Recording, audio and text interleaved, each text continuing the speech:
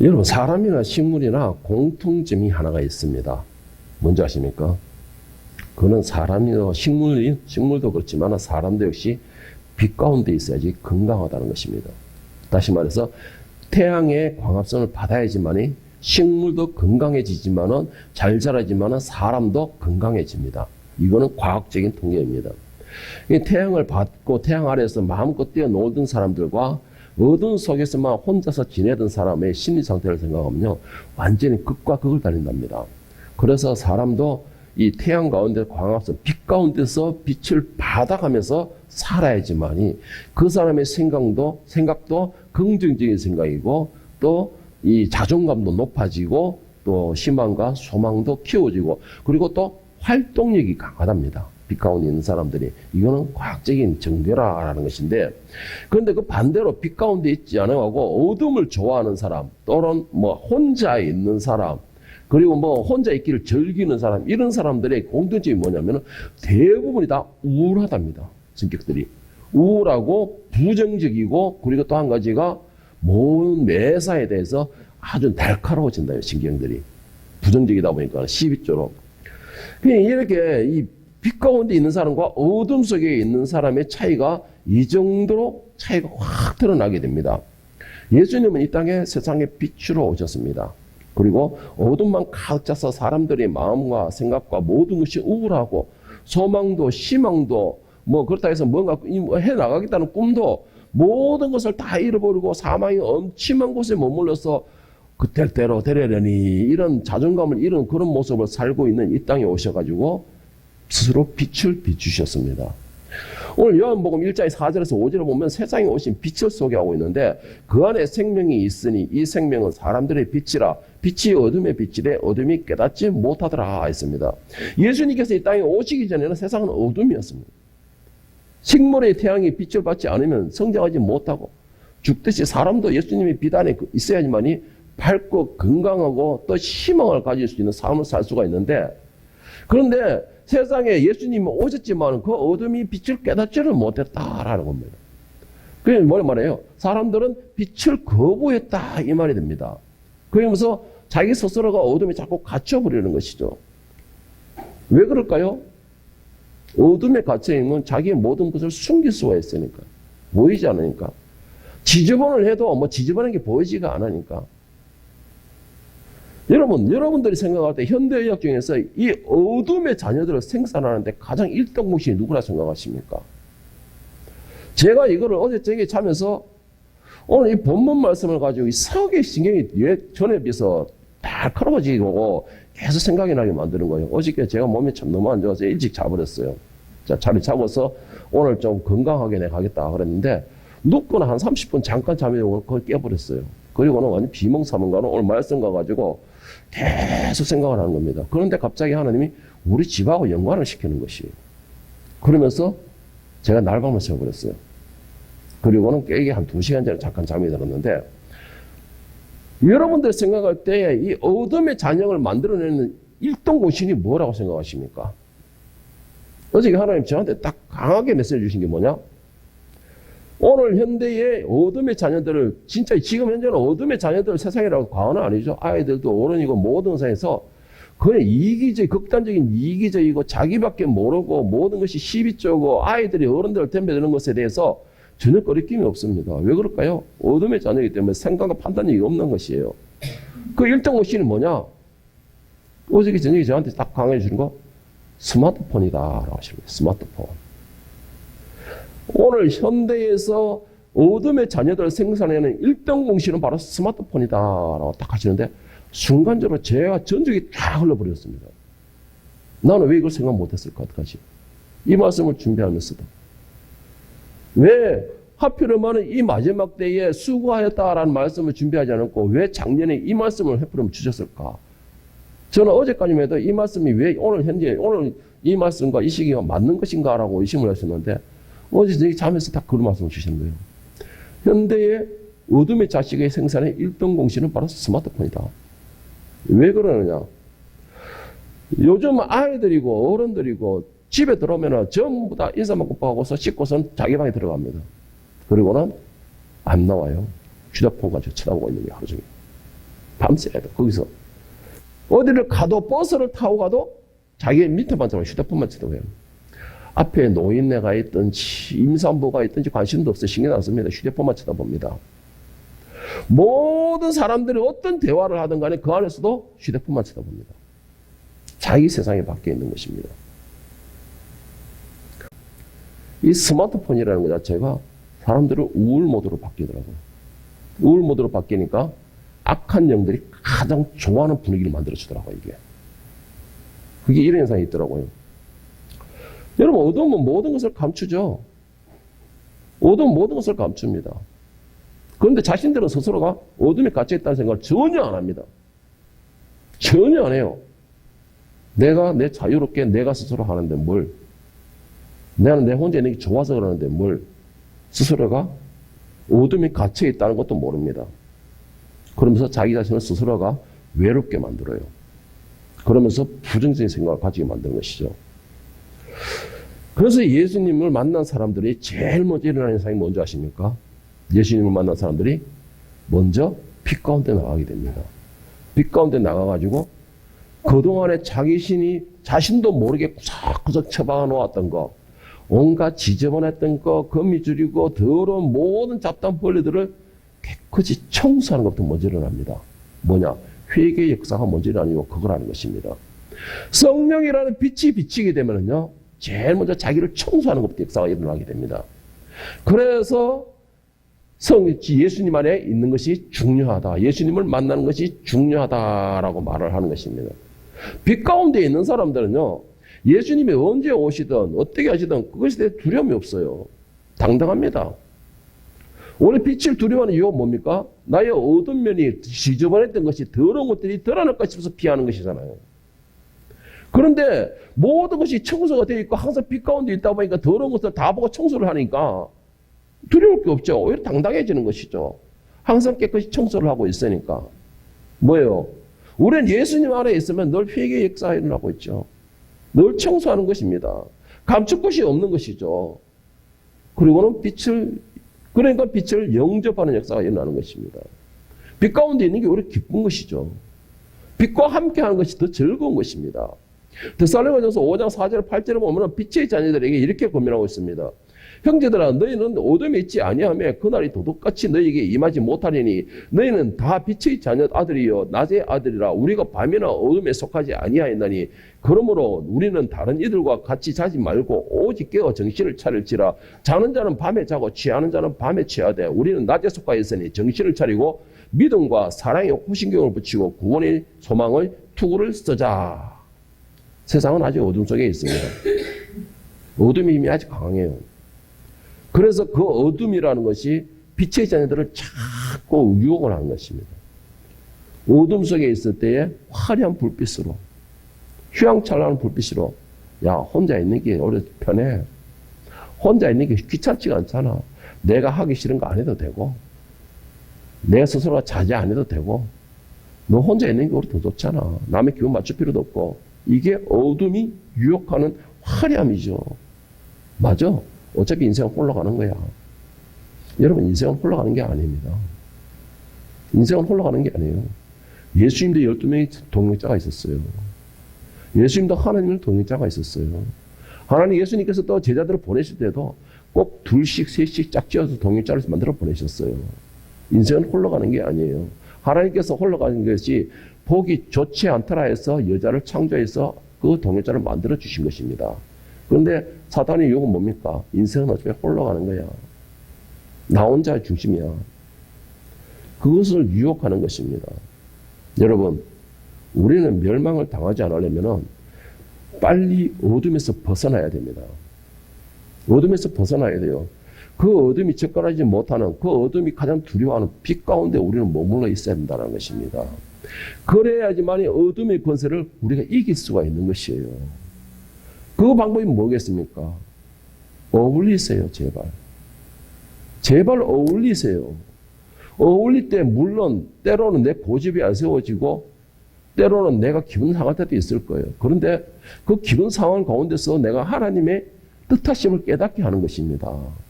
그 어울리는 속에서 서로가 맞춰지지 않으면서도 내가 맞춰갈 수 있는 연합의 역사가 일어나는 것이에요. 그리고 그 가운데서 대화 가운데서 서로가 자신 속에 있는 것이 드러나게 되고 풀게 되고 그러면서 서로가 연합이 이루어지는 것입니다. 왜 어울리지 않기 때문에 그러는 것이에요. 어울리지 않기 때문에. 여러분 그럼 빛에 속한 사람은 어떤 사람이며 또 빛에 속하려면 어떻게 해야 될까요? 제가 어제 되게 정말 내가 너무 힘들고 죽었을 것 같은데 우리 딸이 이렇게 약을 탁 억지로 먹여주는 말에 힘이 딱 났고 그리고 중요한 거는 답을 내가 어저께 딱 얻게 되니까 갑자기 몸이 정말 갑자기 순식간에 탁 가벼워지더라고요 몸이. 어제 내가 우리 저 막둥이한테 그랬어요. 내가 꼭 샌드백에 두드려 맞은 기분이 든다고 몸이. 그 정도로 어저께 안 좋아. 오직 갔으면 말씀을 준비하다가 내가 잡으렸으니까 도저히 내가. 그런데 거기에 대한 답, 집안에 있는 모든 답, 지금까지 풀지 못했던 이게 왜 이런 일이 벌어졌을까라고 풀지 못했던 그 원인, 이렇게 있구나라고 말했었지. 그 원인을 몰랐던 그 원인이 한 방에 딱 해결되니까 몸이 순간적으로 가벼워지더라고요. 아침에 일어나는데 잠을 거의 날밤새 내도 개운하게 일어나더라고요. 여러분, 어둠의 역사가 이런 거예요. 어둠의 역사가. 자, 첫째로, 계명을 지키는 사람이 빛 가운데 있는 사람입니다. 빛 가운데 속하는 사람이 어떤 사람이며, 빛에 속하려면 어떻게 해야 되느냐. 첫째로는, 계명을 지키는 사람이 빛 가운데 있는 사람이라는 겁니다. 계명을 지킨다는 것은 말씀을 듣는다라는 말씀입니다. 계명을 지킨다는 말씀을 듣는다는 것이에요. 빛이신 빛은 예수님이시라고 했습니다. 빛과 함께 하고자 한다면 빛이신 예수님의 말씀을 듣고 그 말씀에 귀를 기우는 것은 당연한 것이죠. 예를 들어서 가정의 구성원에 있을 때 그 가장은 바로 부모님이죠. 그리고 아버지입니다. 그 가정의 구성원으로 있다면 그 아버지의 말을 듣는 것이 당연한 것입니다. 이거는 인간 사이의 예절이고 인간 사이의 기본 질서라고도 할 수 있지만은 하나님이 명하신 바로 기본적인 말씀이고 명령인 것입니다. 그와 같이 우리가 빛 가운데 머물고자 한다면은 빛이신 예수님 품에 안겨 있다라는 것이고 그 예수님 품에 안겨 있다라는 것은 그분의 말씀을 들어야 한다는 것입니다. 그래야지만 빛 가운데에 들어가게 되고 그 빛 가운데에 들어온 그 사랑하는 자녀들을 보호해 주시는 것입니다. 그런데 우리는 말로는 빛 가운데 가기를 원한다면서 예수님의 품에 들어가서 그의 말씀을 듣는 것은 엄청 거부를 해버려요. 그러면 그 가정의 구성원이 이루어질 수가 없는 것이죠. 깨어질 수밖에 없는 것입니다. 자, 요한일서 2장 1절에서 5절에 보면은 왜 예수님께서 빛이시며 우리는 왜 그분 안에 머물러야 하는지를 자세하게 말씀을 하고 계십니다. 나의 자녀들아 내가 이것을 너희에게 쓰면 너희로 죄를 범하지 않게 하려 함이라. 만일 누가 죄를 범하여도 아버지 앞에서 우리에게 대언자가 있으니 곧 의로우신 예수 그리스도라. 그는 우리 죄를 위한 화목제물이니 우리만 위할 뿐 아니요 온 세상의 죄를 위하심이라. 우리가 그의 계명을 지키면 이로써 우리가 그를 알 것이요 그를 아노라 하고 그의 계명을 지키지 아니하는 자는 거짓말하는 자요 진리가 그 속에 있지 아니하되 누구든지 그의 말씀을 지키는 자는 하나님의 사랑이 참으로 그 속에 온전하게 되었나니 이로써 우리가 그의 안에 있는 줄을 아노라.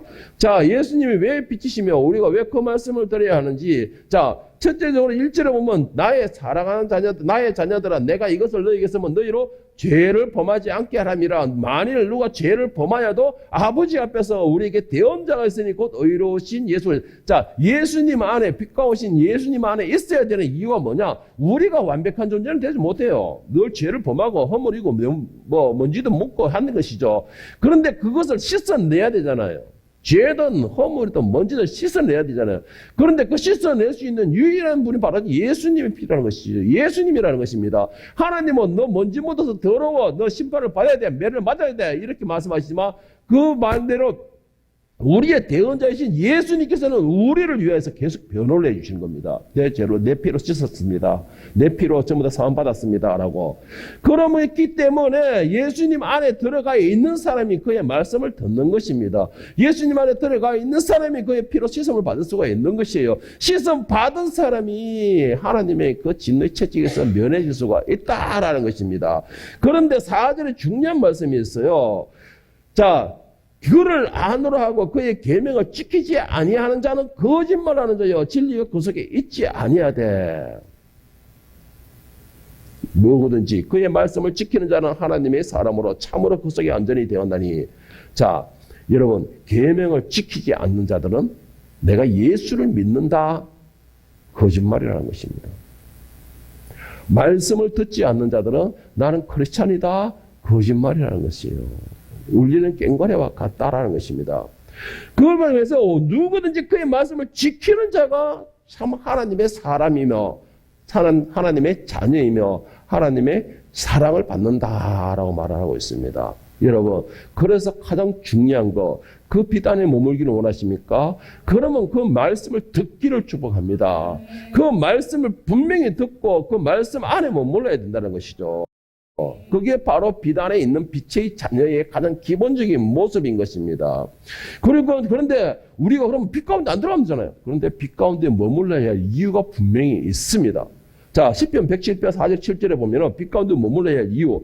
그들이 광야 사막길에서 방황하며 거주할 성읍을 찾지 못하고 줄이고 목이 말라 그들의 영혼이 그들 안에서 피곤하였도다. 이에 그들이 근심 중에 여호와께 부르짖으며 그들의 고통을 건지시고 또 바른 길로 인도하사 거주할 성읍에 이르게 하셨도다. 자, 우리가 빛 가운데 반드시 머물러야 할 이유가 뭐냐? 그 빛이 우리를 길을 인도하기 때문인 것입니다.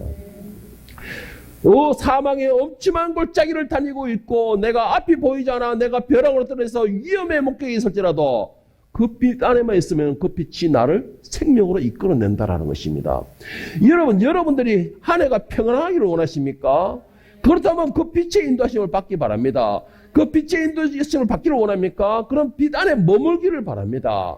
이 2023년 여러분들이 여기까지 오서 있었던 거, 그나마 저는 여러분에게 말씀드린 거, 여러분이 빛 가운데 있었기 때문에 오늘 이 자리에 있었다고 저는 믿습니다. 그렇다면 여러분들은 오늘도 거주할 성읍에, 평안을 누릴 성읍에 이루고 있음을 믿으시기를 바랍니다. 그 증거가 뭐냐? 내가 빛 안에 속해 있기 때문이라는 것이죠. 비단에 속해 있기 때문에 하는 것이에요.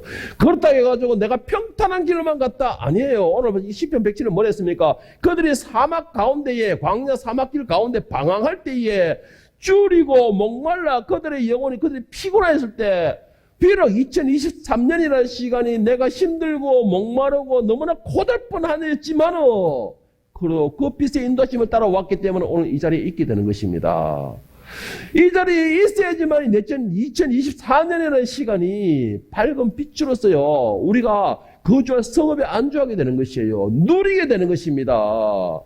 그것이 이루어져야 되는 것이에요. 그렇기 때문에 빛의 인도하심과 빛 가운데로 가야 된다는 것이죠.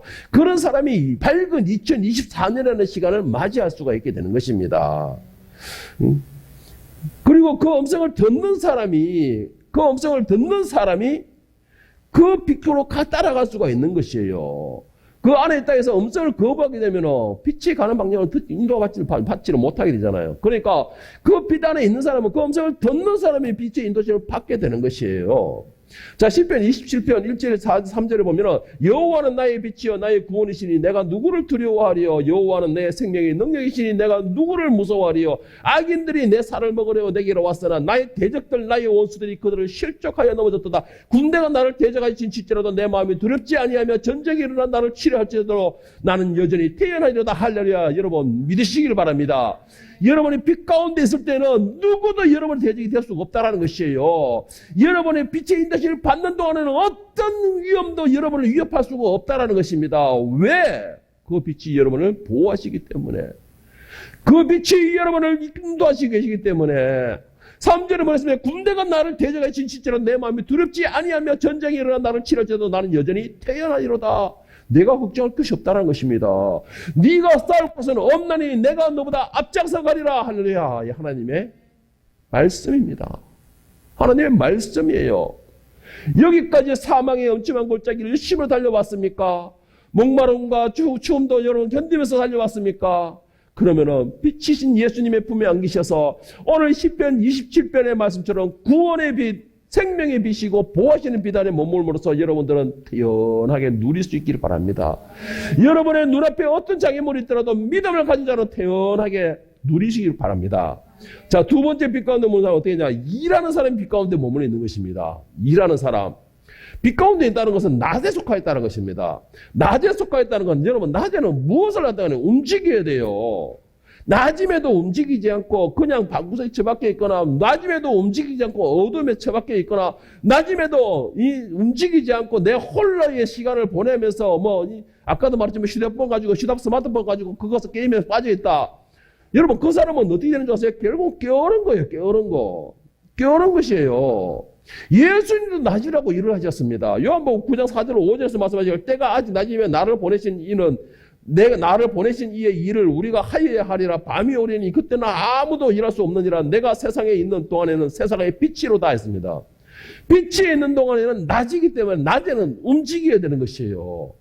움직인다는 게 뭐예요? 꼭 일을 한다는 만 움직이는 것이 아니에요. 서로가 관계를 이루는 것도 움직이는 것입니다. 서로가 대화를 하면서 서로가 교제를 나누는 것도 움직이는 것이 무엇을 하든 간에 긍정적이고 활동적인 것을 해라는 것이에요. 낮에 속한 사람들이면 제발 빛에 속하 있고 낮에 속하 있던 사람들은 제발 구석에 처박히지 마세요.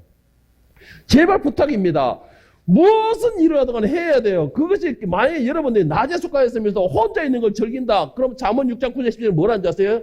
게으른 자여 네가 어느 때까지 누워 있겠느냐? 네가 어느 때 잠이 깨어 있겠느냐? 일어나겠느냐? 좀 더 자자, 좀 더 졸자, 손을 모으고 좀 더 누워 있자 하면 너의 빈공이 강도같이 오면 너의 궁핍이 군사같이 이르리라. 제발 여러분 빛 가운데 있다면 낮에 속하였다면 움직이십시오. 활동하십시오. 만나세요. 대화를 나누세요. 비록 내가 어쨌든 내하고 맞지 않아 짜증이 나고 서로가 안 맞대. 여러분 세상에 내 마음대로 되고 내가 하는 것 같으면 그 사람이 신이죠. 뭡니까? 왕이지 뭐예요 그 사람이. 그 사람이 신이고 왕이지. 예수님께서도 자신을 낮추셨어요. 그리고 들어주셨어요. 바리새인과 서기관들의 온갖 신랑과 온갖 이 압력에도 다 받아주셨어요. 대화를 해주셨습니다. 자신을 낮추시면서. 왜 우리는 내 혼자 있으면서 모든 것이 내 뜻대로 움직이려고 하고 있습니까? 제발 부탁합니다. 빛 가운데 있습니까? 일을 하세요. 일을 한다는 게 뭐예요? 움직이세요. 만나면 이루세요. 긍정적으로 예수 그리스도 안에서. 그것이 바로 빛 가운데 있는 사람의 활동하는 모습이라는 것입니다. 그런 사람이 빛의 인도하심을 받게 되는 것이에요. 그런데 우리는 너무나 이 개인적인 유죄에 빠져가지고 있어요. 여러분, 우리 기독교는요, 예수님 앞에 있는 하나님 믿는 사람들은 개인주의 절대로 용납하지 않습니다, 하나님은. 서로가 한 명이 연합하여 서를 이루라 하셨는데, 개인주의는 누구한테 가서 복음을 전할 것입니까? 개인주의는 누구한테 가서 예수님의 사랑을 전할 것입니까? 개인주의는 누구한테 가서 하나님의 사랑을 전하고 하나님이 자비의 인자심을 권할 수 있겠습니까? 개인주의는 누구하고 같이 가서 연합해서 하나님을 찬양하고 예배드릴 수가 있습니까? 기독교에서는 절대 개인주의는 용납하지 않습니다. 혼자 나올라 그런 독불장군은 용납하지 않는다라는 것이죠. 가장 기본적인 원리는 모이게 힘써라 그랬습니다. 하나님은. 예수님이 모이게 힘써라 그랬어요. 여러분 빛에 속하 있으면 일을 하시기 바랍니다. 자, 세 번째 세 번째가 아니고 오늘 본 말씀 요한 1서 2장 6절에 보면은 일하라는 것이 뭐냐? 그의 안에 산다고 하는 자는 그가 행하시는 대로 자기도 행할지니라 했습니다. 행하는 것이 그게 바로 움직이는 것이죠.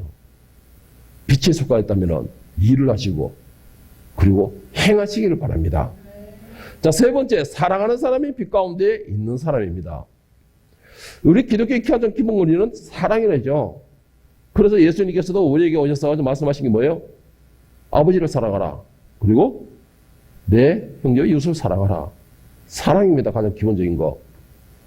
하나님께서도 이 땅을 우리를 사랑하셨기에 그 독자를 이 땅에 보내셨습니다.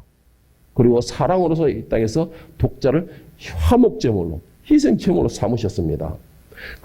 그러면서 우리에게 주신 새 계명 뭐예요? 서로 사랑하라입니다. 그래서 사랑 안에 있는 사람만이 하나님 안에 있는 것입니다. 사랑하는 사람이 예수님의 그 복음 안에 있는 것이에요. 사랑하는 사람이 그리스도의 보혈로 씻음을 받은 사람이라는 것이죠.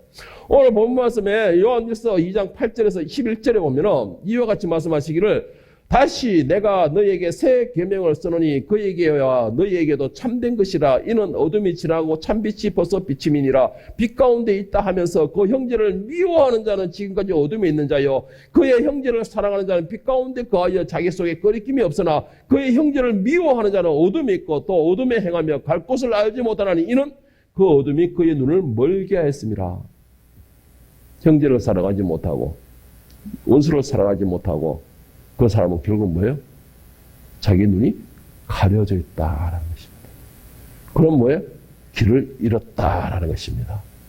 사랑하지 못하는 자는 길을 잃게 된다는 것입니다.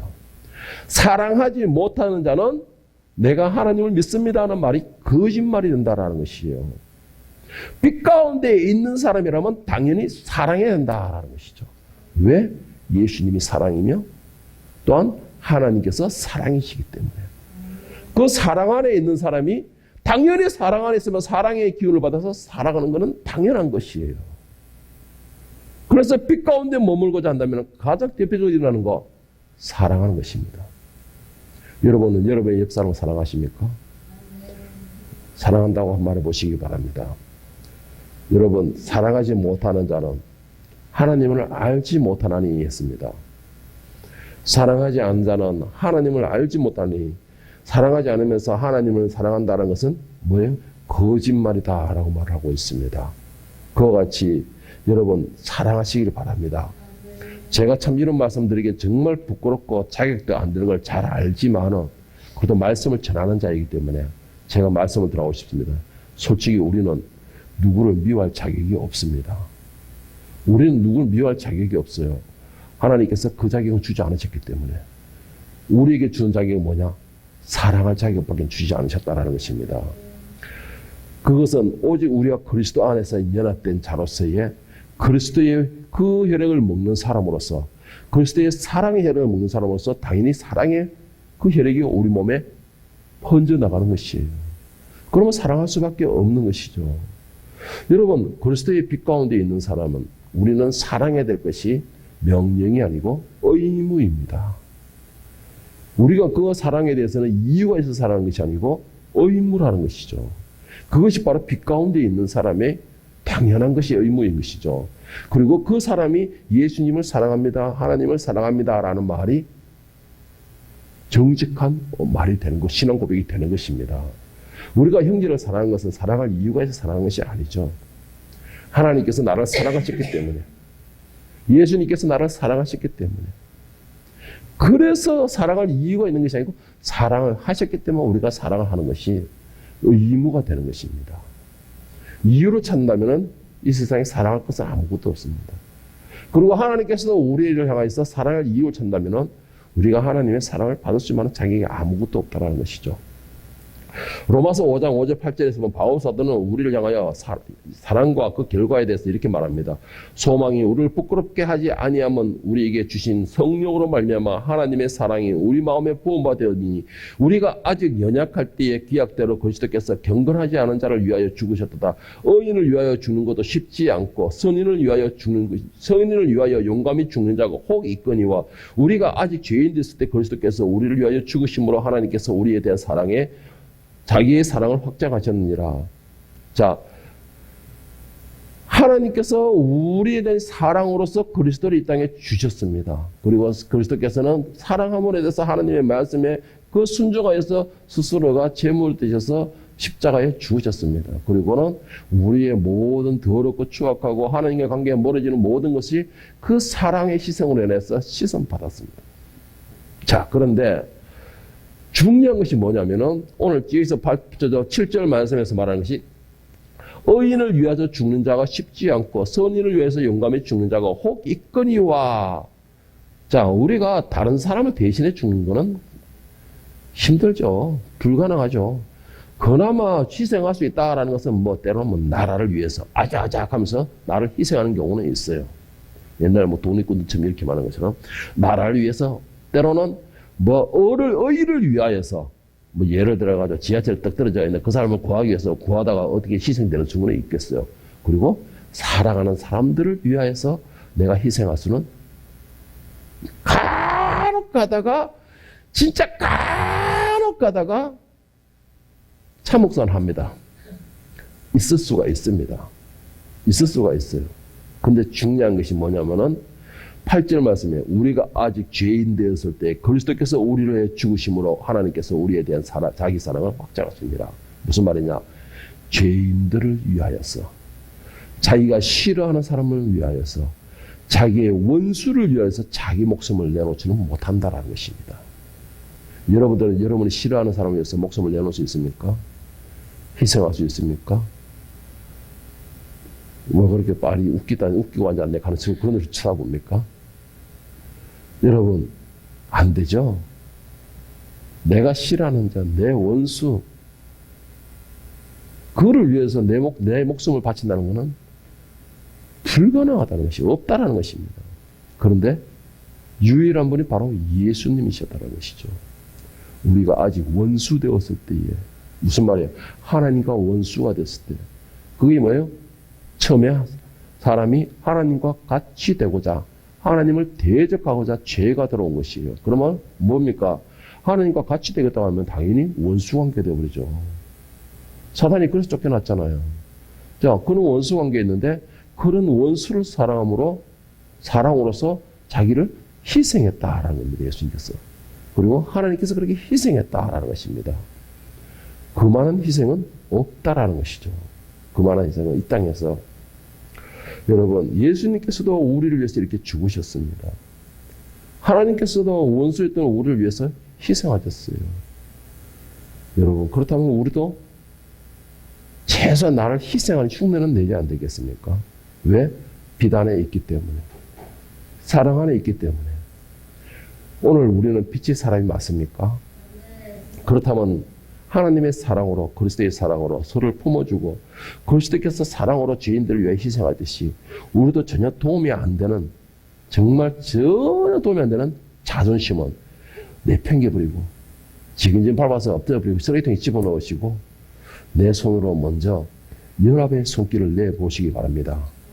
우리로 인하여 하나님이 사랑을 증명하시듯이 최소한 빛의 자녀라면은 우리가 그것을 증명함으로 인하여서 내가 성령의 사람, 빛의 사람, 하늘의 사람인 것을 증명할 수 있기를 예수님의 이름으로 간절히 축원합니다.